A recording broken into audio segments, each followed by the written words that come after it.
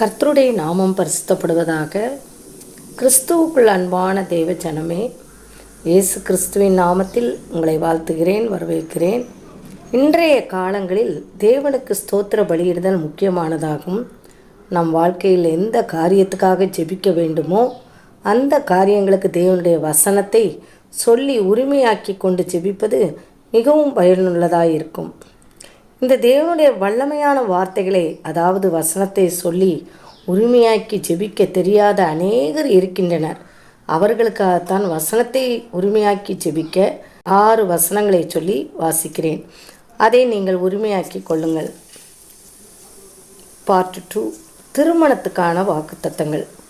வேதத்தில் சொல்லப்பட்டிருக்கிற வசனம், குணசாலியான ஸ்திரீயை கண்டுபிடிப்பவன் யார்? அவளுடைய விளைமுத்துக்களை பார்க்கிலும் உயர்ந்தது. நீதிமொழிகள் 31ஆம் அதிகாரம் 10ஆம் வசனம். முதல் வசனமாக, இந்த வேதத்தில் சொல்லப்பட்ட வசனமாக, இந்த குணசாலியான ஸ்திரீயை கண்டுபிடிக்கவும் நல்ல மணவாளன் உங்கள் வாழ்க்கையில் கிடைப்பதற்கும் தினமும் இந்த வசனத்தை அறிக்கை உரிமையாக்கி கொண்டீர்களானால் நல்ல பயன் உண்டு. முதல் வசனமாக ஆதியாகமம் 2ஆம் அதிகாரம் 18ஆம் வசனத்தில், கர்த்தர் மனுஷன் தனிமையாக இருப்பது நல்லதல்ல, ஏற்ற துணையை அவனுக்கு உண்டாக்குவேன் என்றார். எங்கள் வாழ்க்கையில் எங்கள் பிள்ளைகளுக்கு ஏற்ற துணையை தருவார் என்று விசுவாசிக்கிறோம். ஆமேன்.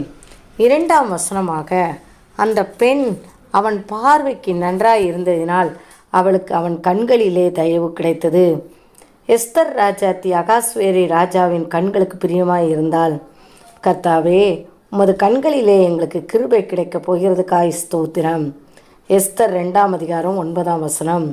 3ஆம் வசனத்தை பார்ப்போம் என்றால், தேவனுடைய பார்வையிலும் மனுஷனுடைய பார்வையிலும் தயையும் நட்புத்தியும் பெறுவாய். நீதிமொழிகள் 3ஆம் அதிகாரம் 4ஆம் வசனம்.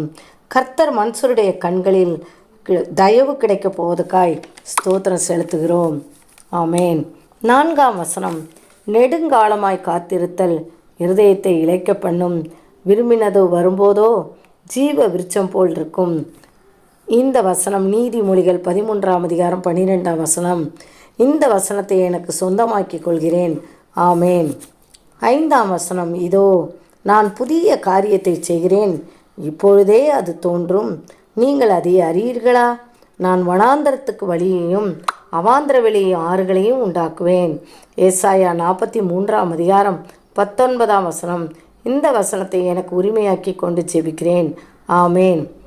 6ஆம் வசனத்தை பார்த்தீர்களானால், வனாந்திரம் செழிப்பான வயல்வெளியாகும்.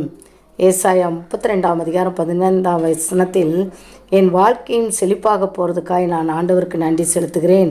இந்த வசனத்தை எனக்கு உரிமையாக்கி கொண்டு ஜெபிக்கிறேன். ஆமேன், ஆமேன், ஆமேன்.